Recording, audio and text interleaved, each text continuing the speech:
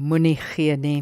Spreuke 6 verse 6 tot 9 sê, gaan na die muur, luiaard, kyk na sy weë en word wys. Hy wat nie 'n aanvoerder, opsiener of heerser het nie, berei in die somer sy kos voor, versamel in die oestyd sy voedsel. Hoe lank, luiaard, gaan jy nog bly lê? Wanneer gaan jy opstaan uit jou slaap?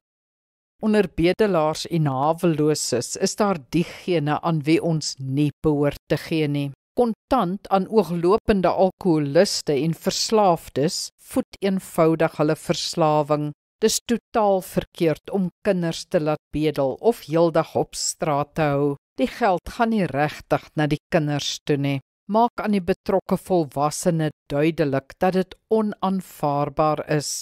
Dan is daar die bedrieërs met hulle wonderlike stories. As iemand blaatant vir jou lieg, moet jy nie gee nie. Bevestig hulle storie altyd deur net een oproep te maak. Dis gewoonlik die einde daarvan. Dit bly egter moeilik. Die straatlewe reduseer almal maar tot leuenaars en manipuleerders.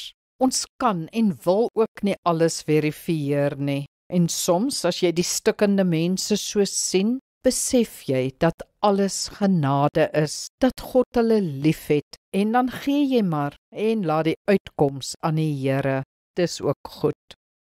Kom ons bid saam. Hemelse Vader, help my om die koring van die kaf te skei, om so te gee dat dit iemand ophef, nie aftrek nie. As ek geld weier, Here, laat dit nie uit suinigheid of woede wees nie, maar uit gesonde verstand en liefde. Wys my waar ek eerder op ander maniere kan help. Amen. Die Here seën jou.